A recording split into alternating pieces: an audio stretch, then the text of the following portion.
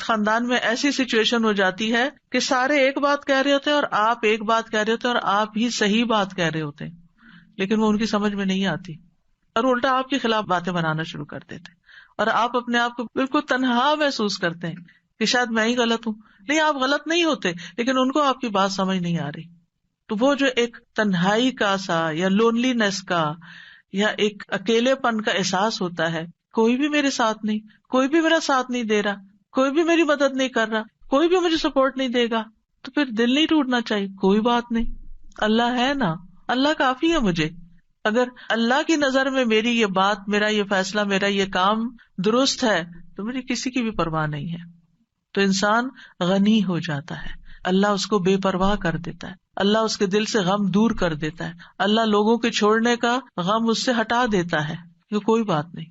بعض اوقات آپ کو کوئی بڑا اہم کام کرنا ہوتا ہے، کوئی اچھا پروجیکٹ لے کے آپ چلتے ہیں، آپ ایک دوست سے بات کرتے ہو، کہتے ہیں یہ دیوانگی ہے، ایسی تمہارا خیال ہے، دوسری سجیشن وہ بھی کوئی کام کی نہیں، تیسری وہ بھی، آپ سوچتے ہیں کہ کسی کو میری بات ہی نہیں سمجھ آتی، کوئی میرا ساتھ ہی دینے کو تیار نہیں. ایسے تمام دل ٹوٹنے والے ٹائمز پر حسبی اللہ و نعم الوکیل، اگر میں ایک خیر کا کام لے کر چلی ہوں تو اللہ میری مدد کرنے والا ہے. کیونکہ ہم دیکھیے کہ دنیا میں بڑے کام صرف ان لوگوں نے کیے ہیں جن کا حوصلہ بلند ہوتا ہے، جن کا توکل پھر اللہ کی ذات پر ہوتا ہے کہ یہ ہوگا، اللہ کرے گا، کرنے والا اللہ ہے.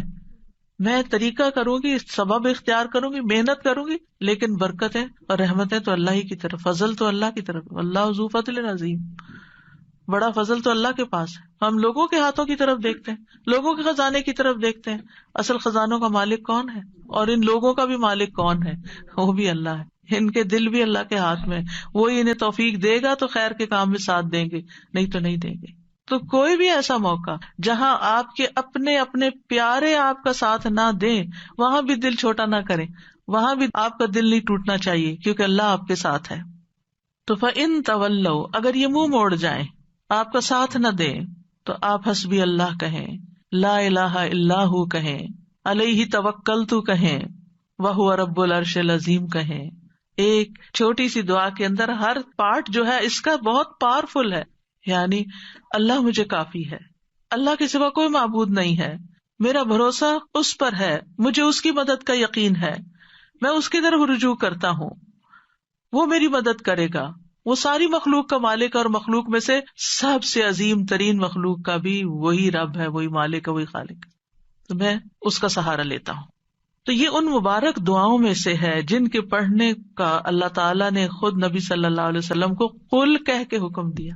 آپ کہیے، آپ پڑھیے، یہ آپ کو فائدہ ہوگا. ایسے تھوڑی کہ اللہ تعالیٰ کے پڑھیے اور پڑھتے ہوئے چھوڑ دیں اور پھر پرواہ نہ کرے. کیسے ہو سکتا ہے؟ جو چیز اللہ تعالیٰ نے خود سکھا دی اس سے بہتر کیا ہو سکتا ہے کہ یہ آپ کو فائدہ دے گا. آپ دیکھیے کہ بعض اوقات بہت ساری چیزیں انسان کو ڈراتی ہیں، فیوچر کا خوف ہوتا ہے، جادو کا، ٹونے کا، اس کا، وہ جن، شریر، دشمن، رات کا اندھیرا ڈراتا، پتہ نہیں کیا کیا چیزیں، یعنی بہت سی چیزیں خوف دلاتی ہیں انسان کو. تمہارا کیا بنے گا، تمہارا کوئی فیوچر نہیں، تمہارے بڑھاپے کا ساتھی کون ہوگا، تمہاری اولاد تمہیں نہیں پوچھتی، تمہارا شوہر تمہیں نہیں پوچھتا، تمہارے لیے رزق کا کوئی سبب نہیں. کئی چیزیں انسان کو شیطان ڈراتا رہتا ہے نا. ایسے سارے موقعوں پر حسبی اللہ، جب تک اللہ ہے نا میری زندگی میں، کسی چیز کی کمی نہیں، کیونکہ اسباب بھی وہ مہیا کرتا ہے، دعائیں بھی وہ قبول کرتا ہے، عبادت بھی اسی کے لیے ہے، اور وہ سب کچھ کر سکتا. کیا فکر کی ضرورت ہے؟ توکل کریں، بھروسہ کریں. ابو درداء کہتے ہیں کہ جو شخص یہ دعا صبح و شام 7 دفعہ پڑھے، اللہ تعالیٰ اسے تمام فکروں سے کافی ہو جاتا ہے، ساری فکر اس کی ختم ہو جاتی ہے. اور جب آپ پڑھیں نا تو اس طرح سوچ کے پڑھیں، حسبی اللہ لا الہ الا ہوا علیہ توکلت وہو رب العرش العظیم. جو بھی نیکی کا کام آپ کرنا چاہیں، کیونکہ کچھ لوگوں کا حال یہ ہوتا ہے جب ان سے کچھ بھی کہا جاتا نہیں کر لو، کہتے ہیں میں نہیں کر سکتا، آئی ڈونٹ تھنک کہ میں کس قابل ہوں، میں تو اس قابل نہیں، مجھ سے نہیں ہوگا، میرا نہیں خیال میں کر پاؤں گی، مجھے نہیں لگتا کہ میں یہ پڑھ پاؤں گی یا وہ کر لوں گی. ایسے جملے ہی زبان سے نہ نکالیں. اس وقت کیا کریں؟ اللہ کی مدد ہوگی تو انشاءاللہ میں کر لوں گی، اللہ میری مدد کرے گا. حسبی اللہ لا الہ الا اللہ اللہ ہے نا, اللہ کروائے گا. مشکل سے مشکل وقت, انہونی چیزیں, اور جب آپ کو اللہ کا سہارا مل جاتا ہے نا, آپ تنہا نہیں ہوتے. اور جب آپ تنہا نہیں ہوتے, اکیلے نہیں ہوتے, تو آپ کو غم ختم ہو جاتا ہے, آپ کی زندگی سے غم رخصت ہو جاتا ہے. ٹھیک ہے, قریب و مجیب. آپ یقین کریں, دل بھر کے کلمات پڑھے نا, مجھے تو اپنے سینے میں ایک ٹھنڈک محسوس ہوتی, یعنی فزیکل فیلنگ بھی میری بدل جاتی. وہ قریب ہے, اس سے زیادہ تو کوئی قریب ہمارے ہو ہی نہیں سکتا. ہم انسانوں کو قریب سمجھتے ہیں, نہیں, ان کی تو اپنی بہت سی مشکلات ہیں, وہ تو اپنے لیے بھی کافی نہیں ہے, ہمارے لیے کہاں ہوں گے. اور پھر میری دعاؤں کو بھی وہ سننے والا ہے, اس لیے مجھے کس بات کا فکر ہو, کس بات کا غم. تو یہ دعا دین و دنیا کی پریشانی دور کرنے کا ذریعہ ہے, ہر مصیبت سے کفایت کرتی ہے جو بندے کو پریشان کرتی ہے. اسباب اختیار کرنے کے بعد اللہ پر بھروسہ کرنا ہی کامل توحید ہے. اللہ پر توکل کرنا اللہ کے کافی ہونے کا سبب ہے. اور یہ کلمہ توحید جو ہے نا, لا الہ الا ہو, اس کی بنا پر انسان کو دنیا اور آخرت میں نجات ملتی ہے. آخرت میں جنت کی کنجی بھی یہی ہے, توحید خالص. اور جب مشکل میں آپ نے سب کو چھوڑ دیا نا, صرف اللہ کو پکڑا, تو آپ کی توحید پکی ہو گئی. اور پھر آپ نے اس دعا میں توحید, توکل اور اللہ کے رب ہونے کا وسیلہ پکڑا. اور کبھی یہ دعا جو ہے طلب کی بجائے خبر کے صیغے میں بھی مانگی جاتی ہے, مطلب صرف اللہ کے بارے میں اچھا گمان اپنا رکھنے کو. تو یہ توکل ہے کیا چیز, تھوڑا سا اس پہ بات کر لیتے ہیں.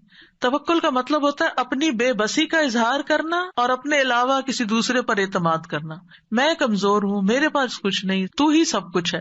اور دینی معنی میں توکل کیا ہوتا ہے, دنیا اور آخرت کے فوائد و نقصانات کے معاملے میں دل کا اللہ تعالی کی ذات پر اعتماد کرنا, اور یہ ایمان رکھنا کہ اللہ کے سوا کوئی عطا نہیں کر سکتا, نہ روک سکتا, نہ نقصان دے سکتا, نہ نفع دے سکتا, سب کچھ اسی کے اختیار میں.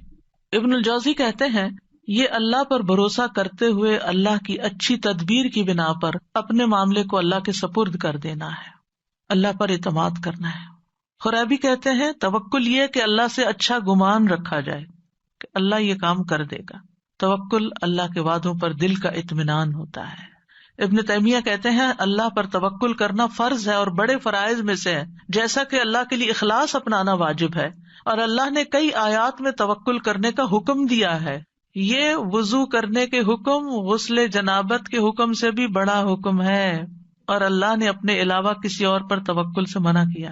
یعنی وضو کا حکم تو ایک دفعہ آیا نا, جنابت سے غسل کا حکم تو قرآن میں ایک دفعہ آیا, توکل کا حکم کئی دفعہ آیا. تو ہم وضو کا اہتمام تو ضرور کرتے ہیں, پاکیزہ ہونے کا اہتمام کرتے ہیں, لیکن جب توکل کی باری آتی ہے تو ہم فیل ہو جاتے ہیں, وہ ہمیں یاد نہیں رہتا. پھر سعید بن جبیر کہتے ہیں اللہ پر توکل کرنا ایمان کا خلاصہ ہے. ابو محمد سہل کہتے ہیں مقامات میں توکل سے زیادہ باعزت کوئی اور مقام نہیں. اللہ تعالیٰ اپنے نبی کو حکم دیتے ہیں فَتَوَكَّلْ عَلَى اللَّهِ إِنَّكَ عَلَى الْحَقِّ الْمُبِينِ, پورا کانفیڈینس دیا, آپ اللہ پہ بھروسہ کیجئے, آپ واضح حق پر ہیں, آپ سچ پر ہیں. ایک اور جگہ پر ہے وَتَوَكَّلْ عَلَى الْحَيِّ الَّذِي لَا يَمُوتُ وَسَبِّحْ بِحَمْدِهِ, اس زندہ ہستی پر بھروسہ کیجئے, یعنی اللہ پر جو نہیں مرے گا, اور اس کی حمد کے ساتھ تسبیح کیجئے. ہم کس پر بھروسہ کر رہے ہوتے ہیں؟ انسانوں پر جو کہ ختم ہو جانے والے. مومنوں کو حکم دیا وَعَلَى اللَّهِ فَلْيَتَوَكَّلِ الْمُتَوَكِّلُونَ, وہ توکل کرنے والوں کو اللہ پر توکل کرنا چاہیے. رب المشرق والمغرب لا الہ الا هو فاتخذہ وکیلا, مشرق اور مغرب کا رب ہے, اس کے سوا کوئی معبود نہیں, سو اسی کو کارساز بناؤ, اس کو اپنا کام درست کرنے والا سمجھو. توکل اللہ پر ایمان ہونے کی علامت ہے. توکل وہی کر سکتا ہے جس کا اللہ پر ایمان ہو. جس کے پاس ایمان نہیں اس کا توکل بھی نہیں ہوتا. جتنا ایمان زیادہ ہوگا اتنا توکل زیادہ ہوگا, جتنا ایمان کم ہوگا اتنا توکل کم ہوگا, جتنا توکل کم ہوگا اتنا ایمان کم ہوگا, جتنا توکل بڑھے گا اتنا ایمان بڑھے گا. دونوں لازم و ملزوم ساتھ ساتھ بڑھتے جاتے ہیں. یہ اسلام لانے کا تقاضا ہے. موسیٰ علیہ السلام نے کہا میری قوم ان کنتم آمنتم باللہ فعلیہ توکلوا ان کنتم مسلمین, اگر مسلمان ہو نا تو پھر دشمن سے نہیں ڈرو, اللہ سے ڈرو, اللہ پہ بھروسہ کرو, کیونکہ نفع نقصان کا مالک تو صرف وہ ہے. بندوں پہ جب آپ بھروسہ کرتے ہیں نا وہ بھول جاتے ہیں, اوہ سوری آپ نے یہ کام کہا تھا, سوری یہ وجہ ہوگی تھی میں ٹائم پر نہیں پہنچ سکا. کئی مشکلات ان کی زندگی میں ہوتی ہیں, وہ خود بھی نہیں رہتے. لیکن اگر آپ اللہ پہ بھروسہ کرتے ہیں تو اللہ تعالیٰ کو ہمیشہ ہے, ہمیشہ رہے گا, اور وہ ہمیشہ مدد کر سکتا ہے.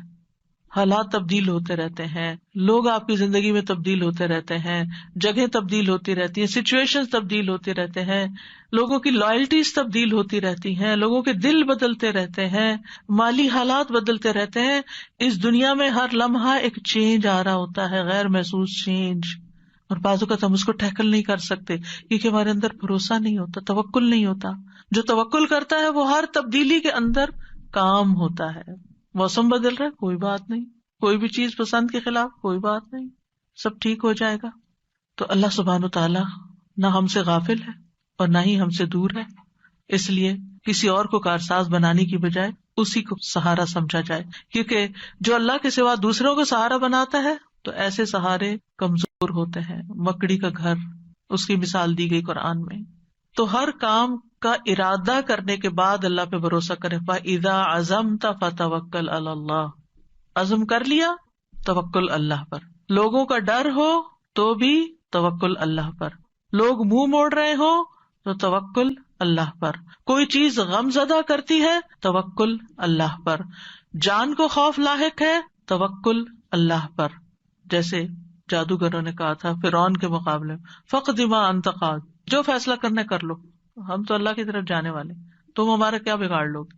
جادوگر تھے، کس حرام کام میں پڑے ہوئے تھے، ایمان آیا کہاں پہنچ گئے، سارا ڈر ہی نکل گیا اندر سے. جب کسی کی سازشوں کا علم ہو، کوئی چالیں چل رہا ہے ہمارے خلاف، توکل اللہ پہ، کیونکہ ہم نہیں نبٹ سکتے لوگوں کی چالاکیوں سے، اللہ نبٹنے والا کافی ہے. دشمنوں کا خوف ہو، کوئی بھی مدد اور نصرت چاہیے، توکل اللہ پہ. کوئی اذیت دے، کوئی تکلیف دے، کوئی پریشان کرے، جہاں سے آپ کو خوف لائق رہتا ہے، اب پتہ نہیں یہ میرے ساتھ کیا کرے گا، اس نے پہلے بھی جادو کیا تھا مجھ پہ، وہ بڑا مشکل ٹوٹا، اب پھر یہ پھر کر دے گا مجھ پہ. عام طور پہ لوگوں کی یہ ذہنی کیفیت رہتی ہے نا، وہ فلاں آیا تھا نا، مجھے نظر لگ گئی تھی، اب یہ پھر آ گیا، اب پھر یہ کچھ کر کے جائے گا. نہیں، مت ڈریں، اللہ کافی ہے. جب ایسا کوئی خوف آنے لگے، حسبی اللہ و نعم الوکیل، کوئی کچھ بھی نہیں کر سکتا، اللہ ہے نا بس. اگر کوئی الزام لگائے آپ پر، آپ کو کوئی جھوٹا کہے، کوئی اور طرح سے تنگ کرے، تکلیف دے، تو اللہ پہ بھروسہ کرے کہ اللہ تو کافی ہو جائے ان سے مجھ کو. پھر اسی طرح بعض اوقات انسان کو کچھ کمپرومائز کرنے پڑتے ہیں، کسی کے ساتھ صلح کرنی پڑتی ہے، کچھ اپنے حق چھوڑنے پڑتے ہیں.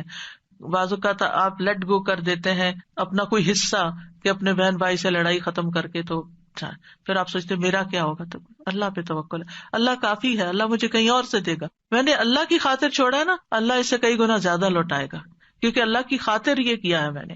پھر اسی طرح کوئی بدشگونی ہوتی ہے، کتنی چیزیں ہیں بدشگونی کی جسے لوگ ڈراتے ہیں، کالی بلی سے، پتہ نہیں اور کس کس سے، یہ رستہ کاٹ گئی، وہ فلاں نظر آ گیا. ان ساری بدشگونیوں کا مقابلہ بھی جہاں سپرسٹیشنز ہو، جہاں وہم، کیونکہ بعض لوگوں کو وہم ہی کھایا جاتا ہے، ہونا ہمانا کچھ نہیں ہوتا، یہ ان کا صرف خیال ہوتا ہے. یہ نہ ہو جائے، میں گھر سے نکلی ہوں گاڑی لے کر، پتہ نہیں کوئی ایکسیڈنٹ نہ ہو جائے، یہ جہاز پہ بیٹھنے لگی ہوں، پتہ نہیں اس کا کریش ہی نہ ہو جائے. یعنی کوئی نہ کوئی ایسی باتیں انسان کے دل میں شیطان ڈالتا رہتا ہے کہ جس سے وہ انجوائے کرنے کی بجائے اس سچویشن کو صرف خوف زدہ رہتا ہے. تو ایسے تمام توہمات، ایسی تمام خوف زدہ کرنے والی باتیں، ان کے لیے کیا کریں؟ اللہ پہ توکل کریں. پھر اسی طرح آخری زمانے کے جو فتنے ہیں، دجال کا آنا ہے، ان سب مواقع پر بھی اللہ پر بھروسہ، اللہ کا دامن تھامے، اللہ کی طرف رجوع کریں. جب نبی صلی اللہ علیہ وسلم نے ایک موقع پر دجال کے بارے میں لوگوں کو آگاہ کیا تو آپ نے فرمایا کہ جب وہ یہ دعویٰ کرے گا نا کہ میں تمہارا رب ہوں، تو جو شخص یہ کہہ دے کہ تو ہمارا رب نہیں، ہمارا رب تو اللہ ہے، ہم اسی پہ توکل کرتے ہیں، اسی کی طرف رجوع کرتے ہیں، اور ہم تیرے شر سے اللہ کی پناہ میں آتے ہیں، تو اس کو اس پر تسلط حاصل نہیں ہوگا، وہ اس کو نہیں پکڑ سکے گا. اس وقت بھی ربنا اللہ علیہ توکلنا وإلیہ انبنا نعوذ باللہ من شرک، یہ اگر کوئی پڑھ لے گا تو دجال اس کا کچھ نہیں بگاڑ سکے گا. تو بہرحال جو لوگ اللہ پہ توکل کرتے ہیں، ایک طرف وہ شر سے بچ جاتے ہیں، دوسری طرف ان کو بہت سے فائدے بھی ہوتے ہیں، اللہ کی محبت ملتی ہے، کیونکہ ان اللہ یحب المتوکلین، اللہ توکل کرنے والوں سے محبت کرتا ہے، اللہ ان کو کافی ہو جاتا ہے. ومن یتوکل علی اللہ فہو حسبہ، جو اللہ پہ توکل کرے گا اللہ اسے کافی ہوگا. وتوکل علی اللہ وکفی باللہ وکیلا، اللہ پہ بھروسہ کریں، اللہ کافی ہے کارساز، پھر آپ کو اس کے سوا کسی کی مدد کی ضرورت بھی نہ رہے گی. توکل انسان کو بہادر بنا دیتا ہے، توکل انسان کو مستقبل کے خوف سے بچاتا ہے، اینگزائٹی سے بچاتا ہے. اینگزائٹی میں یہی ہوتا ہے نا، پتہ نہیں ابھی کیا ہوگا، پتہ نہیں ابھی ہوگا کہ نہیں، پر بے چینی بے قراری، تو توکل آپ کو اطمینان میں ڈال دیتا ہے، شیطان سے حفاظت ملتی ہے، وہم دور ہو جاتے ہیں، آخرت میں بڑا اجر ہے۔